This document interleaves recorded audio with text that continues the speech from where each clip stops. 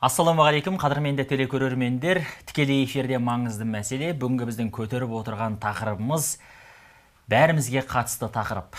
Я біз қорқамыз, я біз уайымдаймыз, я біз армандаймыз. Ал арманымызға жету үшін бізге түрлі нәрселер кедергі келтіреді. Оның ішінде қорқыныш, үрей де бар.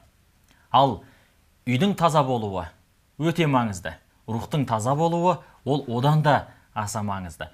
Ал көпшілігіміз үйімізді қалай тазартамыз, үйімізді қалай аластатамыз деп әуре боламыз, іздейміз, кейбіріміз дұрыс жолды, кейбіріміз бұрыс жолды таңдаймыз. Сөйтіп қателесіп те жатамыз. Ал шариғатқа сай біздің үйімізді тазартудың қандай жолы бар екен? Оны бүгінгі тікелей эфирімізде айтамыз. Ал енді бүгінгі біздің студиямыздың қонағын таныстырып өтейін. Алматы қаласы Дінмұхамед Ахметұлы Қонаев атындағы мешіттің наиб имамы Бақыт Жайсаңбеков бауырымыз. Ассалаумағалейкум. Алейкумассалам рахматулла. Студиямызға қош келдіңіз. Рахмет, Алла разы болсын. Тікелей эфирдеміз, көрермендермен тікелей байланысқа шықтық. Үйді қалай аластаймыз?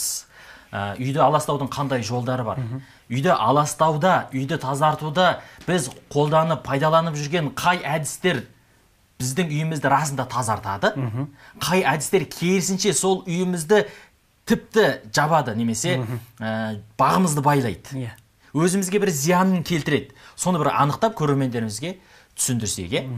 Енді біздің қазақтың түсіндігінде бір аластау дейтін термин бар. Көбінесе сол аластау десе болды, жаңағы түтетіп, аластау адыраспан есімізге түседі деген сияқты. Жалпы аластаудың қандай түрлері бар, соған бірінші тоқталып алсақ, қазіргі қоғамда кең таралған. Одан кейін жеке-жеке түсіндірсек. Альхамдулилля, вассалату вассаламу аля расулилля, ва аля алихи ва сахбихи ва ман валя. Жалпы аластау деген кезімізде, бұны біз шариғат төңірегінде түсіндіретін болсақ, мәселен, адам баласы бір көрікті үй салды. Болмаса бір көрікті жерде тұрады. Біз наны ұмытпауымыз керек, айналада жүрген неше түрлі адамдар бар. Сіз қандай бір үйді салған болсаңыз, адамда жақсы пиғылды адам болады, жаман ойдағы адам болады, және жүрегі қызғанышқа толы адам болады. Сіз жаңағы үйді салып болған кезде, болмаса жаңағы бала шағаңызбен бақытты өмір сүріп атқан кезде, болмаса жаңағы үйіңіздің алдыңызға әдемі көлік алып келген кезде, міне сынақ осы жерден басталады. Яғни көре алмайтын адамдар не қылады, жаңа көре алмайтындығын бастайды. Яғни көре алмай жатады. Сол сәтте сынақ басталады. Яғни қараңыз, үй деген нәрсе ол ғимарат, жансыз нәрсе. Үйге ешқандай зиян да келмейді, пайда да келмейді. Яғни ол жерде тұрып атқан адамдарға байланысты үйдің аурасы. Енді қараңыз, мәселен, осы үйге жаңағындай бір жайсыздық, берекетсіздік, тынышсыздық болатын болса, онда сол көре алмайтын адамдардың себебімен болады. Бірінші фактор. Екінші фактор сол тұрып атқан адамдардың себебімен болады.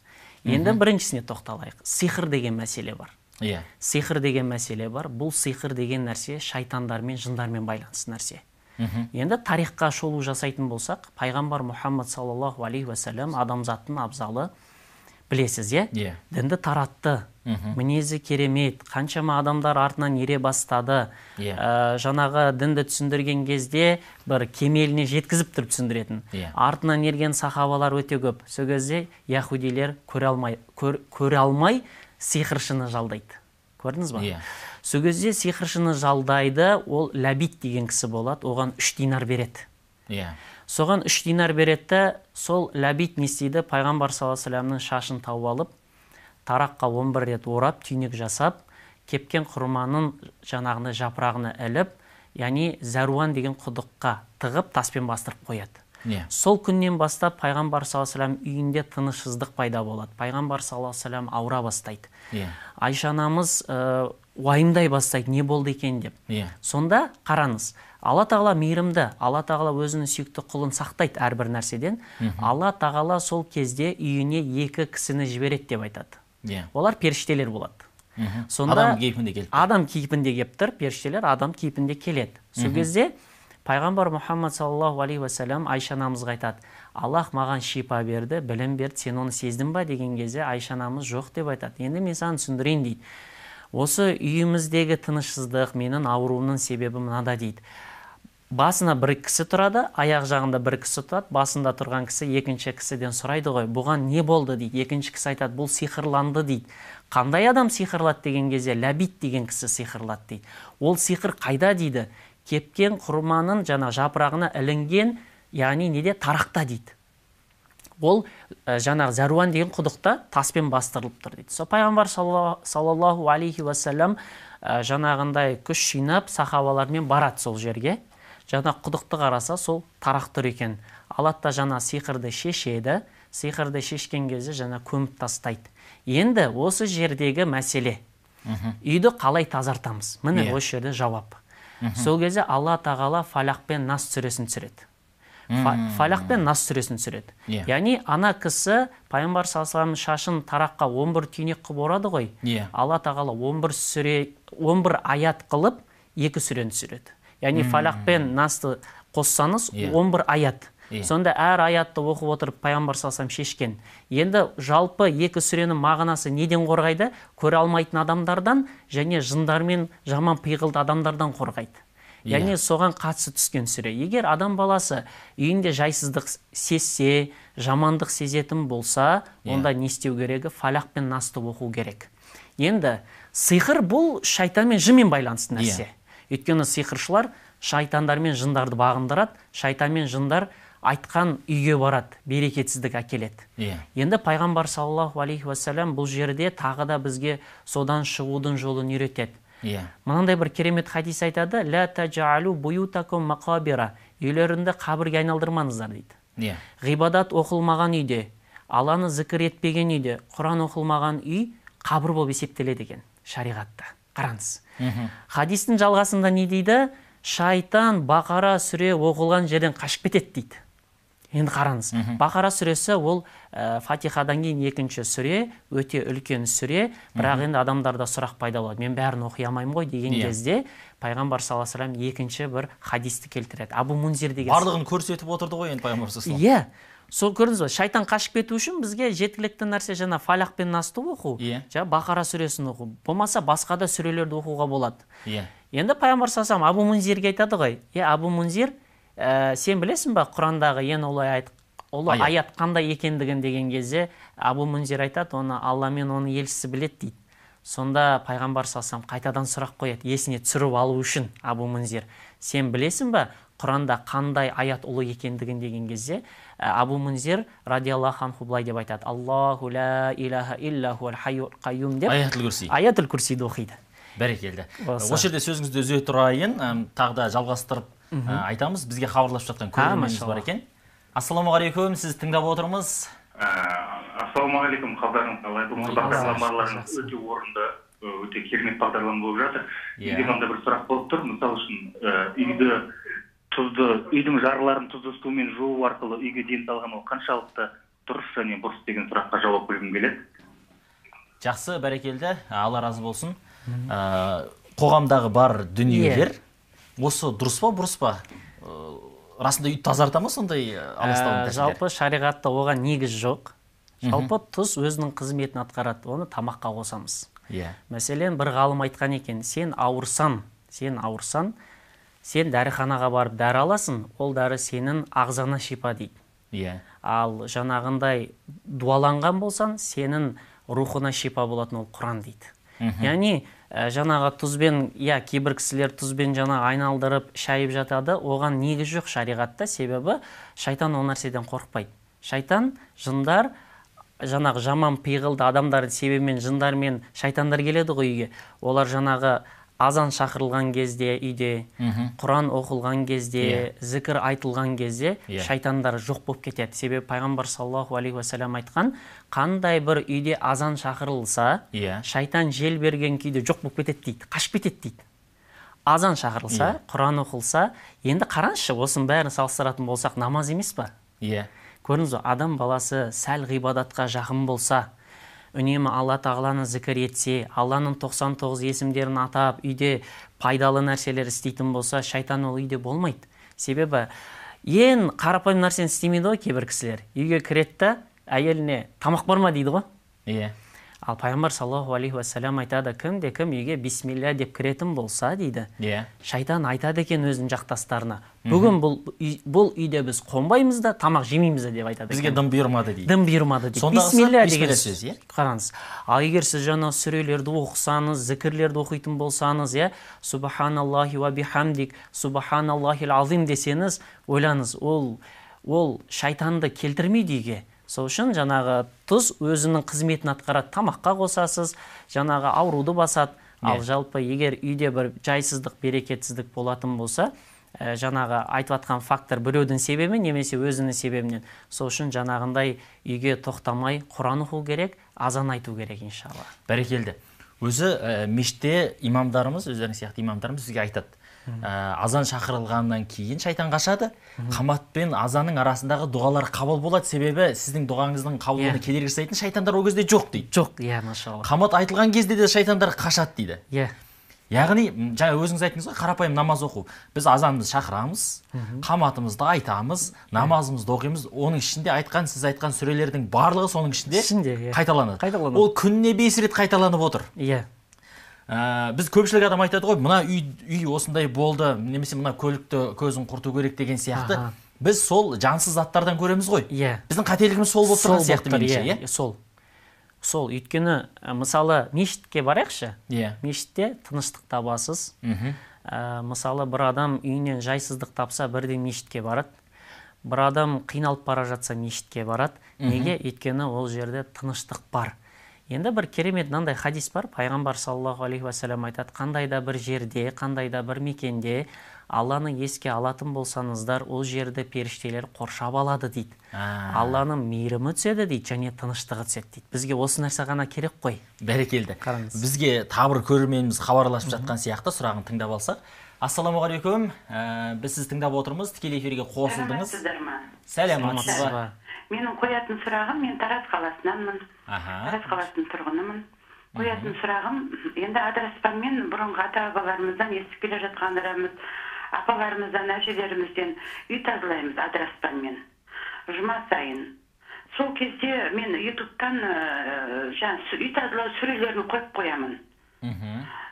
Сол дұрыс па, дұрыс емес пе, соны білейінші деп едім. Өзіңіз толықтырып түсіндірсеңіз, жиі қойылатын сұрақтардың бірі ғой енді өздеріңізге. Рас, адыраспан жалпы мына індет болғалы бері, көпшілігі адыраспан сатып алды, жаңағы үйдегі инфекцияларды өлтіру үшін.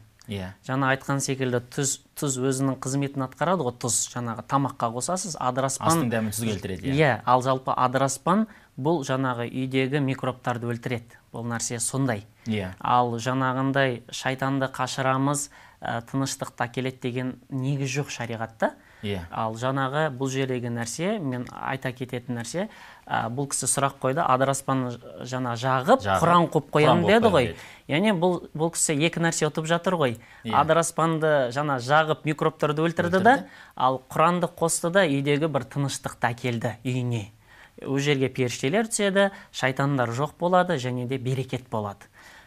Жақсы, адыраспанды пайдалану, ата-бабаларымыз қандай дана болған, мысалы, адыраспанның микробтарды өлтіретінін білген. Ғалымдар зерттепті, нақтысында ол шыққан түтін микробтарды өлтіре алады.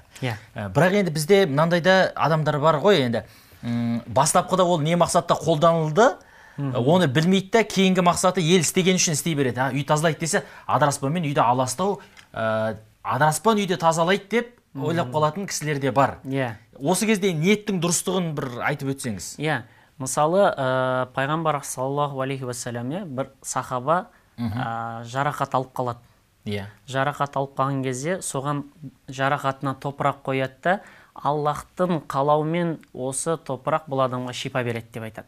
Көрдіңіз ба? Яғни ол топырақ деп тұрған жоқ. Топырақ деп тұрған жоқ. Аллахтың қалауымен ғана жаңағындай не береді? Себеп береді. Яғни бұл жерде пайғамбар салсам топырақты өз мақсатымен қолданды ғой, жаңа жарақаттың қанын тоқтату үшін. Сол секілді бұл жаңаға ниет деген нәрсе мынандай болу керек. Алла тағала осы адыраспанды біздерге себеп қып қойды. Бізді аурудан және де келетін сырттан мысалы үйге неше түрлі адамдар келеді, неше түрлі вирус ертіп келуі мүмкін. Сол кезде соны кетірсін деген ниет болу керек. Ал негізінде сондай ниетпен аластатса болады. Ал жаңағындай үйде тыныштық болу үшін, берекет болу үшін біз шыны керек ғибадатқа берік болуымыз керек. Мысалы, бір әдемі тағы да бір хадис бар. Пайғамбар саллаллаху алейхи вассалам айтады, кім Бақара сүресін ұстанып алса, ол үйде береке болады. Бақара сүресін жоқ, бұл Құран жаңағындай емес деп жаңағын тәрк етіп жіберетін болса дейді, ол үйде қасірет болады дейді. Бәрекелді. Қараңызшы, мен де бір мысал келтірейін. Құранды оқыған адам оның қаншалықты өмірінде пайдасы болып жатқанын біледі. Ал Құранды оқымай жүрген өкінішке орай бауырларымыз бар, оқымағаннан кейін оның расында ақиқаттығына көз жеткізе алмай жүреді. Рас. Мысалы, адамға жаңағы сиқырлау, жын тию деген дүние бар. Оны жаңағы жындыханаға адамды жатқызып жатады. Бірақ оны медицина емдей алмайтындығына да куәміз. Яғни адамға жын соқса, оны ешқандай бір ғылыми деректермен, дәрі-дәрмекпен емдеу мүмкін емес. Тек қана оның емдеу жолы, жаңа өзіңіз айтқан Құран. Құран. Енді осы Құран екендігі, үйді тазалайтынын сену үшін адамға не керек? Не керек? Жалпы мынандай нәрсе. Бір күні екі досым маған хабарласады. Жаңадан бір үйге барған екен да, жаңадан бір үйге көшіп барған. Ұйықтасақ, жаңағындай бір жайсыздық болады дейді. Бастырыламыз, екеуде намаз оқиды. Бастырыламыз, жаман түс көреміз, түрлі жағдайлар болады, бір нәрсе тысыр ете қалады дейді. Енді ол кісілерге дейін ол үйде кім тұрғанын білмейміз ғой. Енді қараңыз, ол кісілерге айтты, мен азан шақырып Құран оқыңыздар, және 5 уақыт намаз оқиды ғой. Одан кейін барып жаңағындай өздеріңіз зікірлеріңізді айтып жүріңіздер, үйден шығарда, кірерде. Сол кезде ол кісілердің айтқаны бір айдан кейін барлық нәрсе тоқтады дейді. Көрдіңіз ба? Яғни біз өзіміз тұрып атқан мекенді өзіміз тазартамыз. Мәселен, қараңызшы, үйде бір шаң жатса, болмаса үй жиналмай жатса, біз өзімізді бір түрлі сезініп тазалаймыз ғой. Сол секілді адам өзінде рухында тазалау керек қой. Яғни не болып жатыр? Мәселен, үйде жаңа пайдасы нәрселер айтыла беретін болса, дүние үшін ұрыс керіс болатын болса, одан кейін барып Алланы аз зікір етілетін болса, осында зияны болады негізінде. Өйткені адам қандай мақсатта өмір сүріп жатыр, сондай жүк келеді ол нәрсе, ол адамға. Ал егер адам баласы шынымен де осы Құран маған тыныштық әкеледі дейтін болса, шынымен де тыныштық әкеледі. Өйткені Аллах Тағала Құран-ы Кәрімде бүйтіп айтады: "Әла би-зикриллахи татмаиннул қулуб". Шынымен де ақиқатында Алланы зікір етуменен жүректер тынышталады дейді. Бір кісі мынандай бір керемет оқиға айтып берді. Жаңағы баламның жүрегіне жаңағы операция жасады дейді. Отау жасады дейді. Сол кезде мен оған дем салуға бардым дейді. Құранмен. Сол кезінде жаңағындай барлық бала сол немен жатыр, диагнозбен жатыр дейді. Құранды оқып болып шығып бара жатсам, сол жерде медбике айтты дейді, сіз не оқыдыңыз деген кезде, мен Құран оқыдым деп айттым дейді. Сіз оқыған кезде бір таң қаларлығы балалардың жаңағы жүрек пульстары бірдей кетті дейді. Субханалла. Сіз тоқтатқан кезде сол бұрынғы қалыптарына келді дейді. Әртүрлі қалыпқа түсті дейді. Сол кезде айтты дейді, мен Құран оқыдым деп айттым дейді.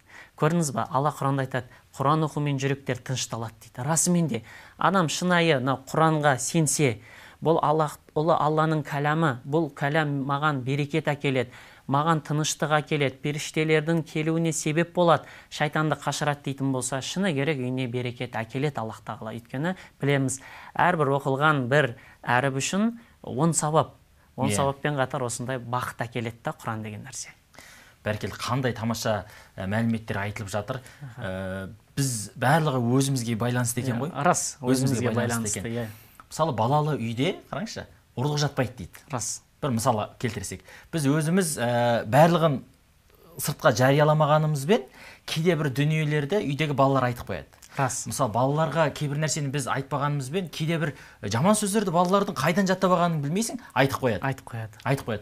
Сол сияқты біздің ішіміздегі қандай дүние болса, біздің рухымыздың тазалығы, біздің немесе рухымыздың ластануы, жүрегіміздің қараюының барлығы, ол біздің өміріміздің берекесіне әсер ететін болып тұр ғой сонда. Әрине. Мысалы, күнә жасау, үлкен күнәларға барып қою, немесе Алла Тағалаға бір серік қосатын әрекеттерді жасап қоюдың өзі сол біздің өміріміздің берекесіз болуына әсер ете ме? Әрине әсер етеді. Себебі мынандай нәрсе бар. Қараңыз, бір үйде арақ ішілсе, жаңағындай көптеген жаңағындай пайдасыз нәрселер айтылса, ұятсыз нәрселер көрілсе, яғни былай айтқанда ол үйде жаңағындай Аллаға ұнамайтын істер жасалатын болса, мысалы, нәжіс жерге шыбындар қалай үймелесе, ол үйге жын шайтан үймелейді. Шыны керек. Логикалық түрде алып айтатын болсақ, нәжіс жерге шыбын қалай үймелесе, мына үйде жаңағындай осындай нәрсе болып жатыр деген ұғым болады жаңағын. Неге? Өйткені білесіздер ма, Аллах Тағала Құранда айтты ғой, жаңағы Аллаға серік қосу, арақ ішу, құмар ойын, кейбір үйлерде құмар ойындар ойналады. Ол шайтанның лас болған амалдарынан дейді. Егер шайтанның лас болған амалы жасалып жатса, ол үйге міндетті түрде шайтан барады. Біз өзіміз шақырамыз шайтанды. Тіпті мынандай нәрсе ғой. Бір күні пайғамбар саллаллаху алейхи ва саллям сахабалармен тамақ ішіп жатады. Сонда пайғамбар саллаллаху алейхи ва саллям бірінші бастайтын еді дейді. Сахабалар айтады. Сол кезде бір кішкентай қыз келіп қолын бүйтіп тамаққа сұқпақшы болған кезде пайғамбар саллаллаху алейхи ва саллям қолын ұстап қалды дейді. Кейін барып бір бәдәуи келген кезде пайғамбар саллаллаху алейхи ва саллям оның да қолын ұстап қалды дейді. Сол кезінде пайғамбар саллаллаху алейхи ва саллям айтады, білесіздер ме дейді, екеуінің қолын ұстап қалған себебім дейді, екеуі бисмиллясыз тамақ жегісі келді дейді. Сол кезде дейді, шайтан осылар арқылы өзіне тамақты халал еткісі келді дейді. Қараңыз. Яғни қарасаңыз, үйдегі болып атқан жаман лас амалдар болатын болса, қараңызшы, бисмилля аталмаған өзіне шайтан келетін болса, енді анау ұятсыз, арсыз нәрселер жасалатын болса, үйде міндетті түрде шайтан үймелейді. Сол үшін жаңағындай бала шошып оянады, ұрыс керіс болады. Бір бауырым айтады, бір күні үйден шықтым дейді. Үйден шықтым дейді, жаңағы телефонды алып, әйеліме ұрса бастадым дейді. Білмеймін дейді, не үшін екен дейді. Ұрса бастадым, кейін барып қып-қызыл болып кеттім дейді. Содан кейін барып жаңағы өзімнің дем салу жолдарын іздестіріп, демімді салып болғаннан кейін есіме түсірдім дейді, жаңағы не үшін екендігін. Жаңағында өзі білмей қалған ғой, кейін барып түсінген. Сол секілді мына үйге берекетсіздік әкелетін біздің жаман амалдарымыз. Сол үшін жаңағындай біз не істеуіміз керек? Алланы көбірек еске алуымыз керек. Алла Тағаланы еске алу арқылы жаңағы түрлі жамандықтар өзінен өзі кете бастайды. Рас. Бәрекелді. Жаңағы адыраспанмен микробты қашырған секілді, Құран оқумен шайтан деген микробты қашырамыз да, жоқ болып кетеді. Енді біз айта берсек мысал көп, қолымызды жуған кезде сабын қалай кетірген сияқты, жаңағыдай Құран адамды тазалайтын болып тұр. Тазалайтын болып тұр. Енді аруақтар дейтін түсінік бар да? Аруақтар келеді, аруақтар кепті, бір аруақтар келіп түсіме көрінді, немесе сондай келіп аруақтар келіп бастырып алды деген сияқты. Жалпы сол аруаққа байланысты дүниелер бар. Жалпы аруақтар келе ме? Қалай ол? Қалай түсіндіреміз оны? Бұл жайлы жаңағы шариғатта мәлімет іздейтін болсақ, жалпы аруақтардың мекені ол барзақ. Біз соған толыққанды келісуіміз керек. Ол бізге ғайып әлем. Олардың жағдайы не болып жатыр, біз білмейміз. Барзақ деген адам дүниеден қайтқаннан кейінге тұрақтайтын мекені. Мысалы, қабірге жаңағы адам баласының денесін салғаннан кейін рухы сол барзақ әлемінде болады. Яғни ол рух сынақта болады. Яғни сұрақ жауапқа тартылады.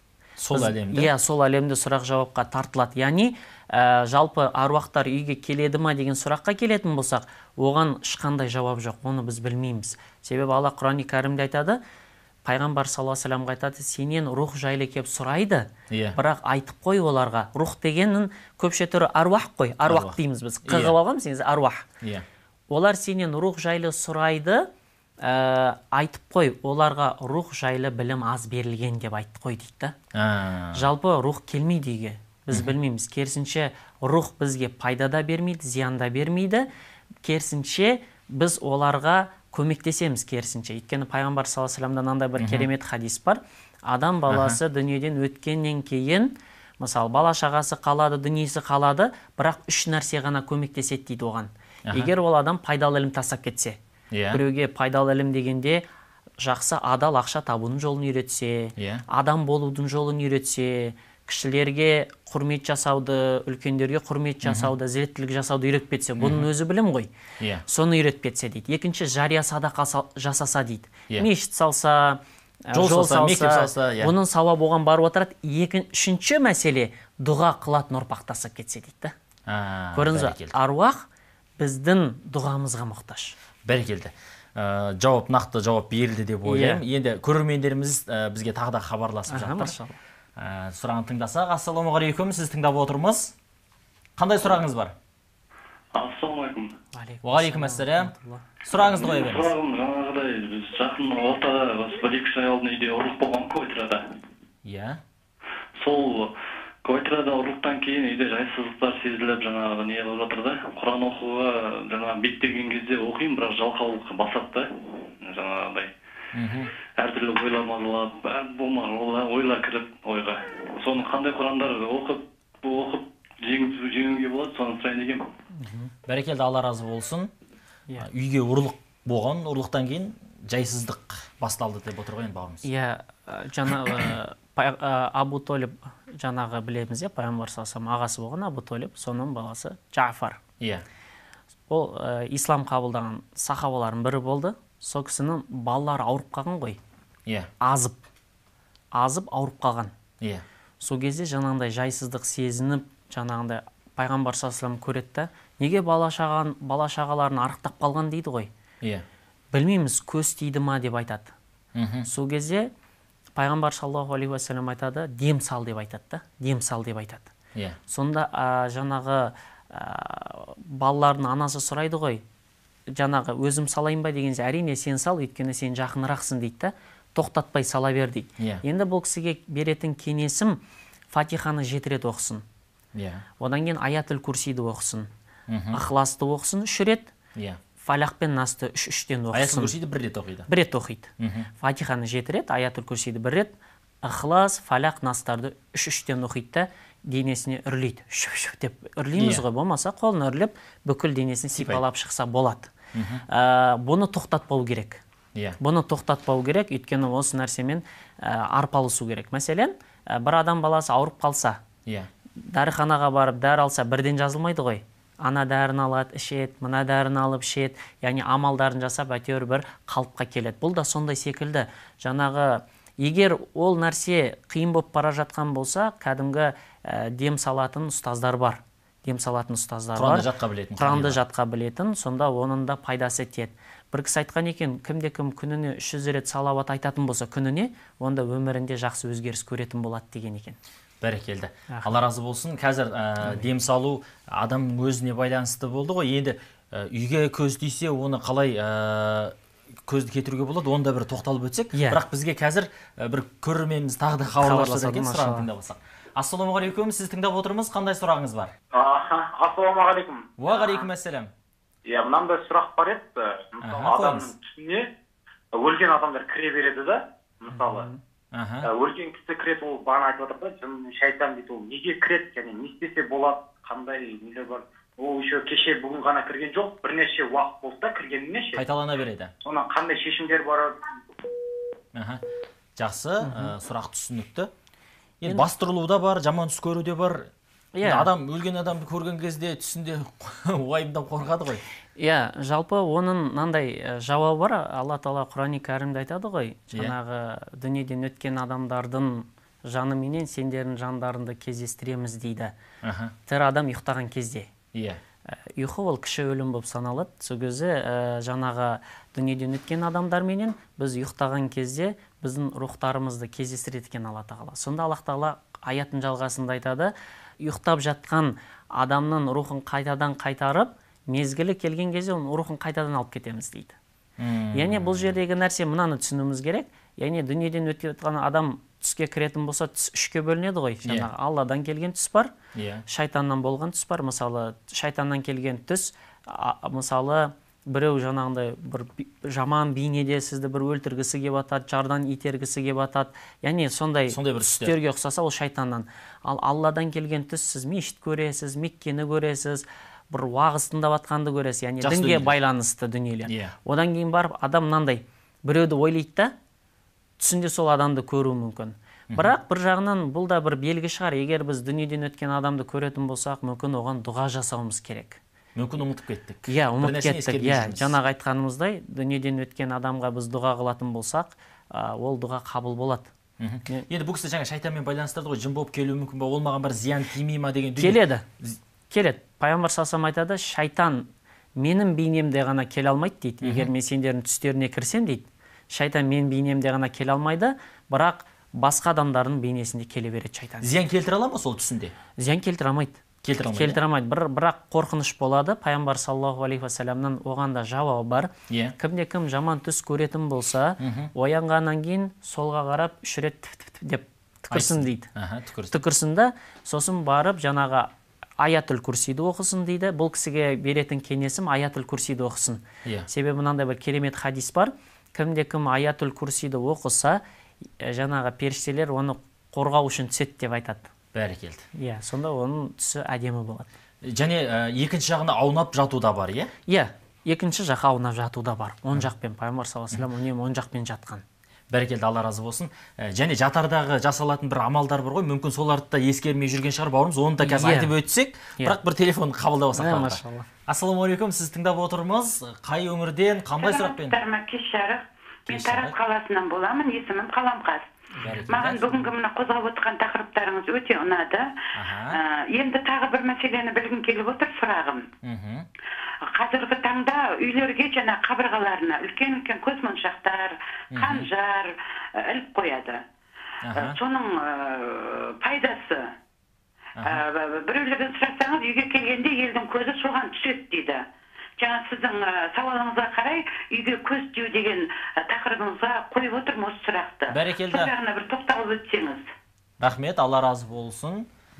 Енді әпкеміздің сұрағы расында қазір қоғамдағы бар дүниелер ғой. Оның үстінде жаңағы тағы іліп қою, тағы бір тас қойып қою, немесе ақша шақырады деп тағы бір заттарды, жаңа финчи дей ма, сондай бір дүниелерді қойып қою, мысалы қызыл шүпірек байлап қою деген дүниелер бар. Расында солар үйді көз тиюден қорғай ма деп отыр ғой. Енді бір жақсы бір мысал келтірейін. Бір кісі жол апатына түсіп ауруханада жатқан ғой. Мойнында қасқырдың тісі бар дейді. Сонда кейін дәрігер келіп сұрақ қойған ғой. Енді мына қасқырдың тісі неге ілініп тұр мойныңызда деген кезде мені қорғайды деген екен да. Сонда дәрігер өте даналықпен айтқан екен.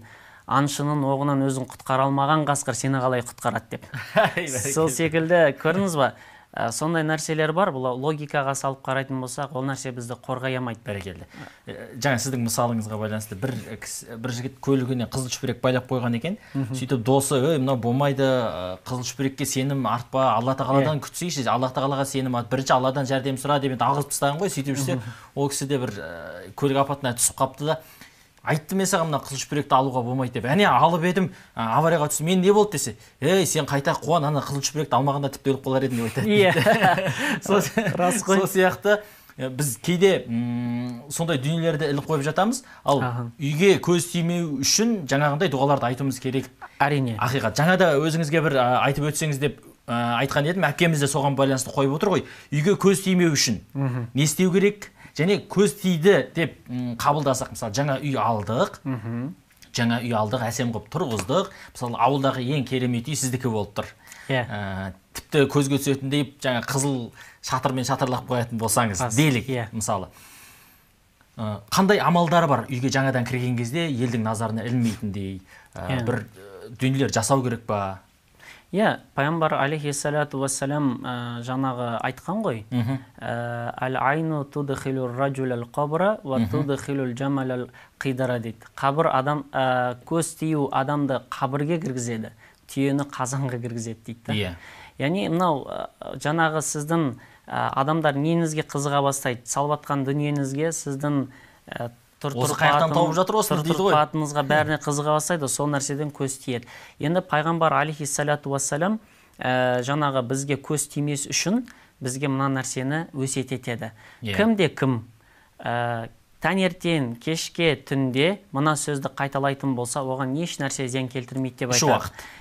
3 уақыт. Біз мысалы 3 уақыт тамақ ішеміз ғой. Сол секілді 3 уақыт осы нәрсені айтуымыз керек. Ол сөз мынандай: Алланың атымен, Алланың есімі аталған кезде жердегі, аспандағы ешқандай нәрсе зиян келтірмейді, Алланың аталған есімімен деп айтады. Ва хуас самиул алим, ақиқатында Алла естуші, білуші дейді. Яғни сіз бұл жерде бұл дұға нені білдіреді? Яғни сіз Алланың есімін атасаңыз, Аллах, мені жаман көздерден сақта. Я Аллах қызғанушының көзінен сақта, я Аллах тілдеушінің тілінен сақта деп біз жалбарынатын болсақ, Алла білуші, естуші деп бітірді ғой хадисті пайғамбар саллаллаху дұғаны. Сол секілді Аллах білуші, естуші, осыны атаған кезде аспанда болсын, жерде болсын, ешқандай нәрсе бізге зиян келтіре алмайды екен. Осыны 3 мезгіл айтып жүруіміз керек. Яғни Алланың есімімен, Алланың есімімен бастаймын, Алланың есімімен жердегі аспанда ешқандай нәрсе маған зиян келтірмейді деген сенім болу керек. Бәрекелді. Өзі намаз оқитын намазхандар өте жақсы біледі. Таңғы зікір деген бар, кешкі зікір деген бар. Мысалы, Субхана Роббил Азим, Субханаллахи ва бихамдихи деген осы дұғаларды кім зікірлерді айтып жүретін болса, оның күнәсі, қателіктері тіпті теңіздің көбігіндей көп болса да Аллах тағала оны жойып жібереді дейді. Рас. Жойып жібереді дейді. Сол сияқты пайғамбар саллаллаху жаңағы мен күнәлері кешірілген, өткен күнәлері, алдыңғы күнәлері әлі жасалмаса да кешіріліп қойған, жәннатта бізге шапағатшы болатындығы айтылып қойған. Пайғамбарымыз саллаллаху алейхи мен күніне 70-тен астам, 100-ге жуық Алла тағаладан кешірімін сұраймын деп тұрса, тәубе етемін деп тұрса, сол тәубені біз де күнде жасап жүрсек, күнде жасап жүрсек, оның өзі береке, тыныштық. Одан кейін көз тию мәселесіне тоқталатын болсақ, жаңа көрермендерге жаңа түсінікті болу үшін, біз тек қана үйімізге ғана емес, өзімізге де сақ болуымыз керек. Мәселен, мынандай бір керемет оқиға айтайын, Сахил деген сахаба болған ғой. Өте көрікті, сұлу болған, жаңа терісі аппақ екен. Бір күні дәрет алып жатқан кезде Амир деген сахаба көріп қалады ғой. Бүгінгідей мынандай әдемі жаратылыс көрмеппін деген кезде айтып қойған кезде Сахил сол жерде талып қалады. Енді қараңыз, бұл жерде Амир Сахилдің досы, сахаба. Енді бұл жерден жамандық ойламайды. Бұл жерден алатын нәрсе көз жақындардан да тиеді, дұшпандардан да тиеді. Сол кезде пайғамбар саллаллаху алейхи вассаламға ертіп алып барады. Айтады, я Расулалла, Сахил талып қалып басын көтер алмай жатыр дегенде не болды деген кезде Амир қарақ қап мақтап еді, талып қалды дейді. Сонда пайғамбар саллаллаху алейхи вассалам ашуланып кетеді, айтады, сендер бауырларыңды өлтіре алмай жүрсіңдер ме не деп айтады. Сол кезде пайғамбар саллаллаху алейхи вассалам айтады, егер сіздер дейді жақын балаларыңыздан, дүниелеріңізден, достарыңыздан бір сіздерді таңғалдыратын нәрсе көретін болсаңыздар, бірден береке тілеңіздер дейді. Алла саған береке берсін. Алла сені тіл көзден сақтасын. Алла тағала саған машалла деп айтып жатамыз ғой. Машалла дейміз ғой. Соның өзі де жеткілікті. Бірақ береке тілеңдер деген нәрсе, ары қарай осы сен дүниені таси берсін деген нәрсе ғой. Бәрекелді. Біз біреуге мақтаған кезде, ой керемет екен кезде, бәрекелді деген кезде баракалла деген сөздер шығып тұр ғой біздің қазақтан. Бәрекелді, қандай керемет, Алла. Осы дүниелерді айтуымыз керек, құрметті көрермендер, міне осы біреуді мақтаған кезде, дүниесіне қызыққан кезде осы дүниелерді айтуды ұмытпайықшы. Бауырымызға жанымыз ашса, осы дүниелерді міндетті түрде айтып жүруге тырысу керек. Бізге хабарласқан тағы бір көрерменіміз бар екен. Ассалаумағалейкум, сіз тыңдап отырмыз. Қандай сұрағыңыз бар? Ассалаумағалейкум, Алматы қаласынан хабарластым. Осы үйге сүйретіліп қойып жатады, сол туралы және де сурет салу туралы сұрайыншы дегенім. Екінші сұрақ қойып жіберсем, осыған қатысты екен әлеуметтік желіде. Осындай дүниелерде намаз оқитын бөлмеде сурет салуға бола ма дегенде сұрақ бар. Суреттер ілініп тұруға мысалы. Сурет салу мәселесіне келетін болса, бұл шариғатта құпталмаған амал, харам амалдарға жатады. Себебі пайғамбар саллаллаху алейхи уассалам айтқан, қолыменен жаны бар нәрсені салатын болса, ертең сол адамға Аллах тағала айтады екен, жаны бар нәрсені салған үшін қияметте айтады екен, енді мынаған рух үрле деп айтады екен. Сол үшін сурет салу ол шариғатта құпталмаған нәрсе, жаны бар нәрселер салуға болмайды. Адамның табиғатты болады. Оған да тоқталамыз, жансыз нәрселер сала берсін. Тас, табиғат, үйді салса болады, оның жаны жоқ. Ал жалпы жаны бар нәрселерді салатын болса, бұл құпталмайтын амал, бұл харам амалдарға жатады. Бәрекелді. Түсінікті болды. Түсінікті. Енді қараңыз, не үшін деген кезде, бұл кісілер түсінбейді, не үшін деген кезде, мәселе мен сізге қараймын да, сізді көріп жүрген үшін таңғалмауы мүмкін. Сізді алады да бір кісі салады ғой суретке. Мен аламда, қалай керемет салғансың деп айтады. Көрдіңіз ба? Алланың жаратылысын емес, адамның салған суретіне таңғалып қалып жатамыз ғой. Бәсекелестік болып жатыр да. Сол үшін Алла тағала айтады, әрбір сурет салушы ертең азапталады дейді. Біз оны айтуымыз керек. Ал фотоға түсіру, жаңағындай ол видеоға түсіру ол харамға жатпайды. Себебі ана айна бар емес па? Ішіндегі арнайы айнаға күн сәулесі түскен кезде біз мысалы вспышкамен түсіреді ғой. Сол кезде сол нәрсе адамның бет бейнесін айнадағыдай келтіріп береді. Ол харам емес. Қолмен салуға болмайды. Бәрекелді. Енді намаз оқитын бөлмеде және үйде жалпы жанды нәрселердің суреті ілініп тұруы қалай? Енді жалпы немен түсірілсе, жаңағы арнайы аспаппен түсірілген болса, Құран оқитын бөлмеге тұрмақ қойған дұрыс. Бір басқа бөлмеге қойып қойғаны дұрыс болады. Оған шариғат қарсы емес. Бірақ қолмен салынған суреттер болады ғой. Оны жаны бар нәрселерді қоймаған дұрыс.